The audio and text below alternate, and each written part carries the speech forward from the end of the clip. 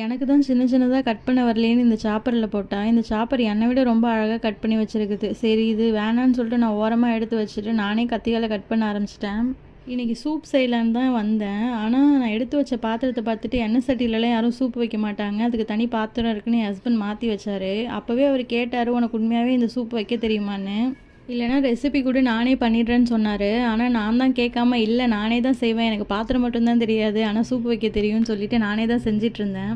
ஒழுங்காக கேட்டப்பவே கொடுத்துருக்கலாம் போல். ஏன்னா கடைசியாக இந்த சூப் நல்லாவே வரல, ரொம்ப காரமாக இருந்துச்சு. டேஸ்ட் ஓரளவுக்கு ஓகே தான், ஆனால் காரமாக ஆயிடுச்சு. ஏன்னா இதில் நான் ஆல்ரெடி பச்சை மிளகாவும் இஞ்சியும் போட்டிருக்கேன், அதுக்கு மேலே சில்லி பேஸ்ட்டு பெப்பர்னு சொல்லிட்டு இஷ்டத்துக்கு காரம் தள்ளி போட்டேன். நல்ல வேளை கடைசியாக இந்த இட்லி தான் எங்களை காப்பாற்றுச்சு நைட்டு.